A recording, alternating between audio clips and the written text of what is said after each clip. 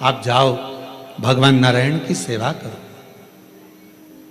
पर लक्ष्मी जी ने सोचा कि देव अधिदेव महादेव मुझे सेवा नहीं बता रहे हैं। सावन का महीना था, सोमवार का दिन था। माता लक्ष्मी पूरे सावन के महीने में शिवालय में जाती, शंकर जी के कैलाश पर्वत पर जाकर खूब सेवा करती, खूब।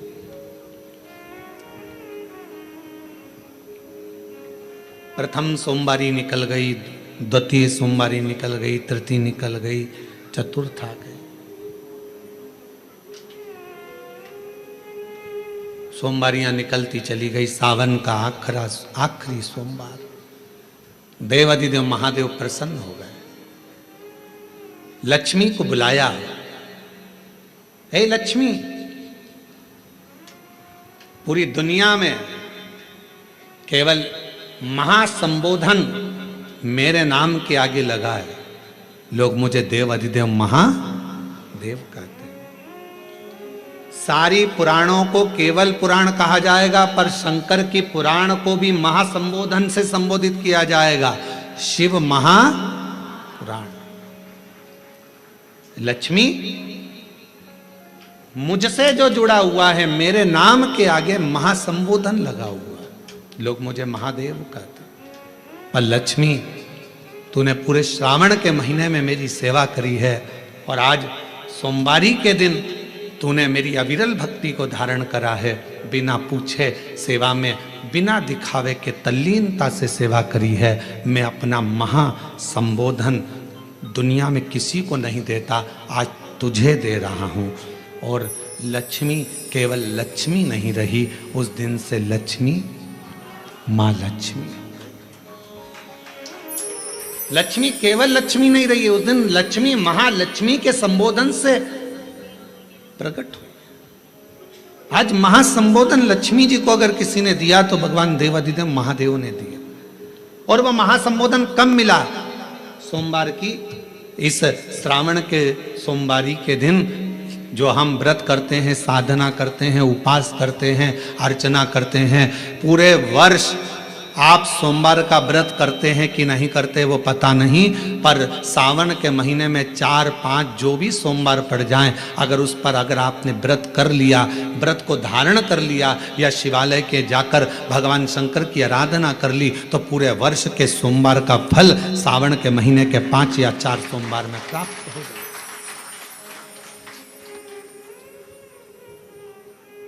श्रावण के सोमवार की इतनी महत्वता है।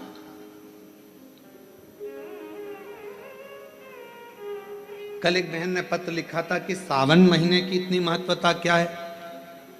हमने शिव महापुराण के अंदर पढ़ा तो ऐसा सावन महीने का ज्यादा लेख शिव महापुराण के अंतर्गत नहीं मिला। श्रावण महीने की इतनी प्रबलता क्यों मानी गई? तो हमारा एक तो सोमवार का महत्व, सावन के सोमवार का महत्व क्या है, कोई आपसे पूछे तो आपको बताना चाहिए कि इस दिन लक्ष्मी को महालक्ष्मी कहा गया था। शिव जी ने सफलता दी। कल वाला प्रश्न, शांति, दिशा और सफलता बिना मांगे मिलती है शिव के दरवाजे से। क्या क्या चीज? शांति, दिशा और सफलता। शिव के दरवाजे पर जाकर केवल आप सेवा करो, शिव के दरवाजे पर जाकर आप केवल जल अर्पित करो, शंकर जी की चौखट पर जाकर आप नमन करो, देव अधिदेव महादेव के शिवालय में जाकर प्रणाम करिए। भगवान शंकर की चौखट पर, द्वार पर अगर आप जा रहे हो, 3 चीजें आपको मांगना नहीं पड़ेगी। जैसे लक्ष्मी जी ने शिव जी से नहीं मांगा कि मुझे महासंबोधन दो, लक्ष्मी जी ने नहीं मांगा कि मुझे भगवान विष्णु दो, लक्ष्मी जी ने नहीं मांगा कि मुझे ये देना। लक्ष्मी जी तो शंकर भगवान की सेवा में लग गई, तो लक्ष्मी जी को 3 चीजें अपने आप मिल गई। एक, शांति हृदय की, दूसरा दिशा, लक्ष्मी जी को कहाँ जाना है, और तीसरे नंबर पर सफलता। माता लक्ष्मी केवल लक्ष्मी नहीं रही, उनको महालक्ष्मी कहा गया। महालक्ष्मी समझ लीजिए, लक्ष्मी में और महालक्ष्मी में बहुत बड़ा अंतर है। जरा सावधानी से सुनिएगा कथा को। आज सोमवारी का दिन है सावन के महीने का, तो जितने शिव भक्त ऑनलाइन कथा को सुन रहे हैं, जितने आस्था चैनल पर, फेसबुक, यूट्यूब पर कथा को श्रवण कर रहे हैं, वो भी सावधानी से सुनिएगा। लक्ष्मी में और महालक्ष्मी में भी अंतर।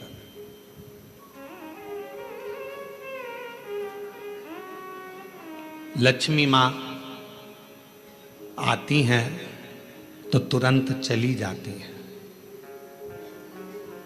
लक्ष्मी आती हैं तो तुरंत चली जाती हैं। लक्ष्मी बहुत समय तक तिजोरी में, अलमारी में टिकती नहीं है। पर वही लक्ष्मी भगवान विष्णु जी के आदेश से, भगवान शंकर की कृपा से हमारे घर में आती हैं, तो वो महालक्ष्मी कहलाती है। और महालक्ष्मी अपने घर को छोड़कर कभी नहीं जाती है, वो वहां सदा सदा रहती है। बोल बम का नारा है, श्री शिवाय। महालक्ष्मी हमारे घर में रहती है।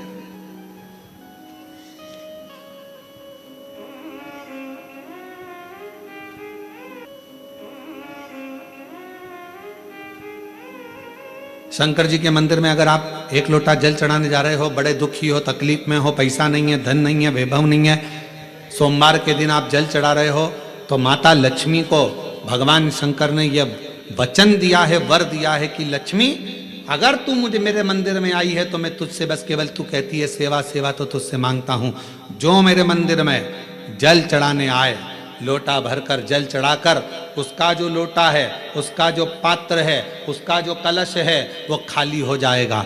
उस समय वो खाली अपने भवन की ओर ना जाए, उसमें लक्ष्मी स्वयं बैठकर उसके दरवाजे तक जाए।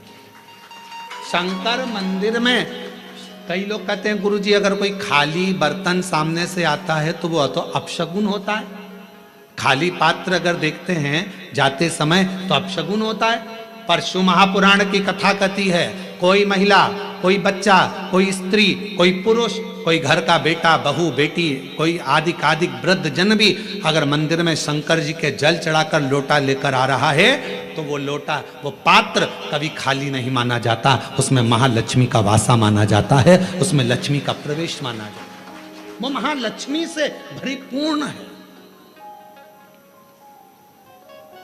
क्यों? तो आप लोगों को बार बार कहते हैं कि वहां से आओ तो थोड़ा सा पानी लेकर आना, अपने घर में छिटना, क्योंकि इसमें महालक्ष्मी विराजमान हो जाती है। महालक्ष्मी आपके इधर ऐसा होता है कि नहीं होता हमको नहीं मालूम, पर हमारे उधर का एक नियम है कि प्राचीन नियम है पूर्वजों के हिसाब से, कि जब हमारे यहाँ गणेश जी का विसर्जन करने जाते हैं, देवी जी का विसर्जन करने जाते हैं, नवरात्रे के बाद में जवारे का विसर्जन करने जाते हैं, तो विसर्जन करने के बाद नदी में से, तालाब में से, कुएं में से थोड़ा सा जल लेकर आते हैं। अब इधर है कि नहीं वो हमको नहीं मालूम, छत्तीसगढ़ का हमको नहीं मालूम, पर हमारे उधर का हमको लाते हैं ना, तो वो जल लेकर आते हैं अपने घर पे, अपने द्वार पर, अपने दरवाजे पर, अपने बगीचे में सब दूर जल को थोड़ा थोड़ा छींट देते हैं। क्यों? किस लिए? काय के लिए? तो हमारे शास्त्र वर्णन करते हैं कि जब हम किसी देवता को विसर्जन कर कर आते हैं तो उनके कृपा का जल, उनकी करुणा का जल, उनकी वात्सल्यता का जल, उनके स्नेह का जल हम भर कर लाते हैं और अपने द्वार पर, अपने घर पर छींटते हैं। उनकी करुणा का जल। ये एक पत्र है, देखो, बस इतना याद रखो, घर के अंदर जो शिवलिंग रहता है वो ज्यादा बड़ा नहीं होना चाहिए। अपनी हथेली पर अपने हाथ को रखो, अंगूठे को ऊंचा करो, इससे बड़ा शिवलिंग घर के अंदर, इससे बड़ा शिवलिंग नहीं होना चाहिए। इससे छोटा होगा चलेगा, इसके बराबर का होगा चलेगा, इससे कम होगा चलेगा, छोटे से छोटा होगा चलेगा, पर इससे बड़ा शिवलिंग घर के अंदर नहीं। फिर घर का आंगन हो, घर के बाहर हो, तुलसी का क्यारा हो या अन्य जगह पर कहीं तुम वृक्ष के नीचे, क्यारी के नीचे उसको रख सकते हो, उसकी पूजन कर सकते हो, उसमें क्या दिक्कत?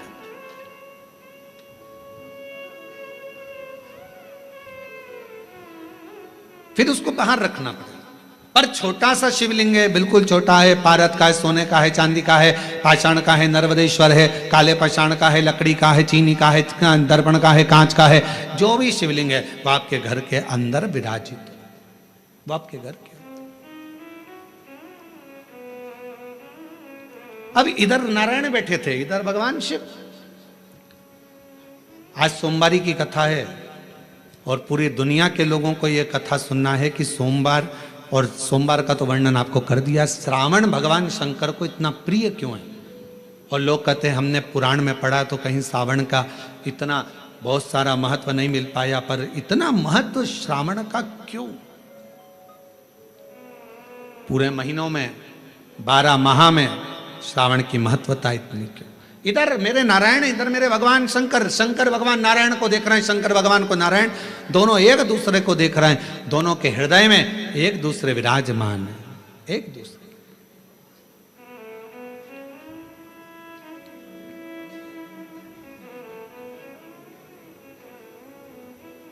समय आया,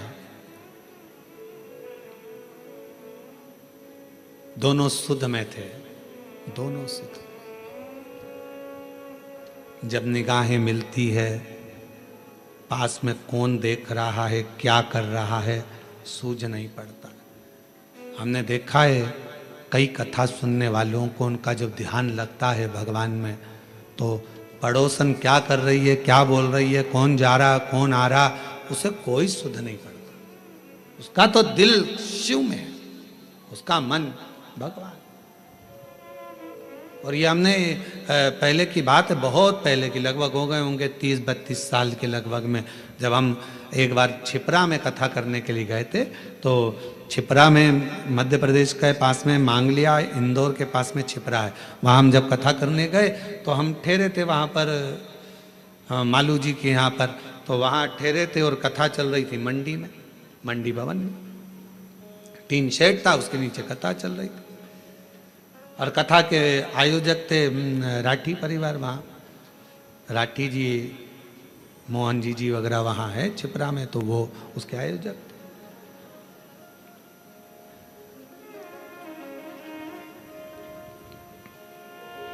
बेलपत्र देने का समय आया, एक जीजी आई, खड़ी हुई, और जो खड़ी हुई तो उसकी जो साड़ी में फाल लगी थी, ऐसी एक पट्टा लगा रहता है साड़ी के अंदर, वो फाल बाहर थी और साड़ी पूरी उल्टी थी।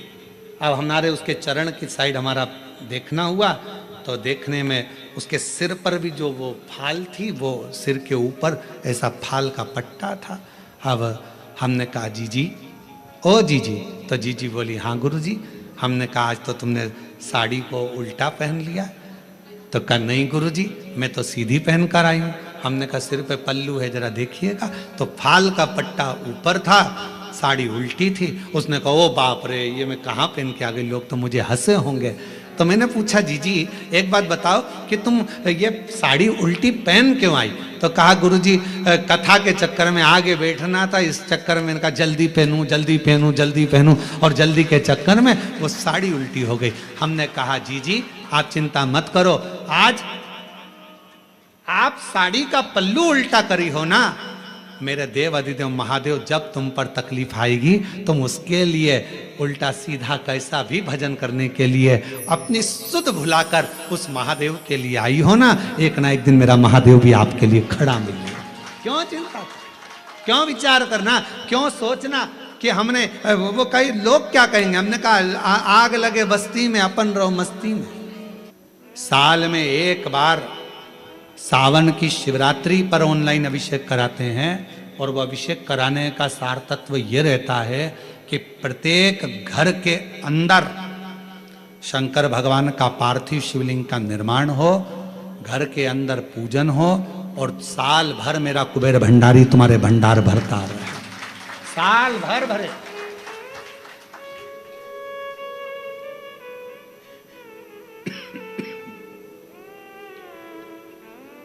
एक बार आपके घर में अगर कुबेरेश्वर बाबा का ऑनलाइन शिव अभिषेक हो गया, एक बार अगर ऑनलाइन अभिषेक सावन की शिवरात्रि पर अगर हुआ है, साल भर आपको बरकत देता है, साल भर आपको तरक्की देता है, साल भर आपको दुखों से दूर रखता है। और इस वर्ष सावन के महीने में शिवरात्रि 23 जुलाई की है। 23 जुलाई को ऑनलाइन अभिषेक पूरा विश्व करेगा। शाम को 7 बजे से 8 बजे तक आप और हम, पूरा विश्व ऑनलाइन अभिषेक को करेगा। 23 जुलाई को अपने अपने घरों में सुंदर पार्थिव शिवलिंग का निर्माण करना। 7 बजे आप और हम टीवी के सामने आस्था चैनल पर होंगे और बाबा का अभिषेक ठाट और बाट के साथ बड़े आनंद के साथ करेंगे। अपने गांव के कोई ब्राह्मण देवता हों, पूज्य संत ब्राह्मण पंडित आदि जो भी हों, उनको आमंत्रित कर लेना। अगर उन आ सकें पूजन अभिषेक कराने तो ठीक है, ना आ सकें तो आप स्वयं, ऑनलाइन पूजन चलेगी आस्था चैनल पर 1 घंटे 7 बजे से 8 बजे तक 23 जुलाई को शिवरात्रि का दिन, सावन की शिवरात्रि, जिसका दुनिया के लोगों को इंतजार रहता है ऑनलाइन पूजन का। पतियों से भी कहना, अपने अपने घर के पति से कहना, जिंदगी पड़ी है कमाने के लिए, पर एक दिन शाम का समय जल्दी ऑफिस से आना, दुकान से आना, 7 बजे दोनों बैठेंगे, बच्चों के साथ, परिवार के साथ खूब प्रेम से बाबा का अभिषेक करेंगे और बाबा का आनंद लेंगे। एक दिन आप और हम सब परिवार बैठकर बाबा का अभिषेक करें। अभिषेक में जो सामग्री चाहिए वो आप लोग लिख लेंगे आस्था चैनल के माध्यम से। 1 लोटा जल, 21 दाने गेहूं के, 5 कमलगट्टे, 108 चावल के दाने, आखे सेगे चावल के दाने, 21 काली मिर्च, 1 चुटकी काली तिल, 1 धतूरा, 7 बेलपत्र, 7 शमी पत्र, 7 लाल फूल गुलाब के हों या अन्य कोई फूल हो लाल, वो मिल जाए, 7 पुष्प सादे कोई से भी, वह भी चलेंगे।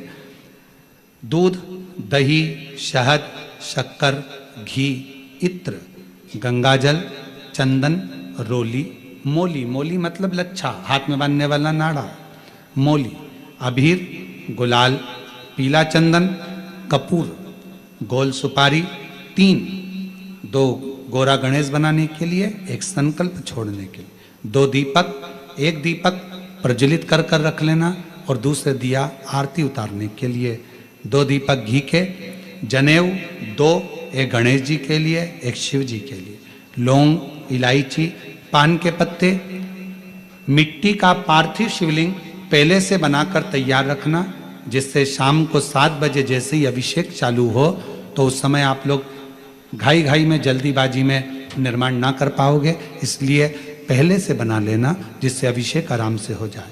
5 फल, मिठाई, धूप बत्ती और बाबा की सुंदर आनंदमय दुर्वा, ये सभी चीज़ें भगवान शिव के अभिषेक की जो जो सामग्री लगती है सब रखकर, साथ में अपने पूजन का स्थान हो, हॉल हो, टीवी के सामने कहीं पर भी बैठकर बाबा का सुंदर साज सजाना, अपने दरवाजे पर बंदरवार बांधना, खूब रंगोलियां डालना, क्योंकि सावन की शिवरात्रि का सुंदर अवसर 23 जुलाई शाम को 7 बजे से 8 बजे तक मेरा महादेव कुबेरेश्वर बाबा तुम्हारे घर में प्रवेश करे, मेरा कुबेर भंडारी आपके घर पर प्रवेश करे। ये भाव रखते हुए पूरा विश्व, पूरा देश इस पवित्र पार्थिव शिवलिंग का निर्माण करे और पूरा आनंद के साथ पूजन करे। श्रावण का कितना महत्व है जरा ध्यान दें।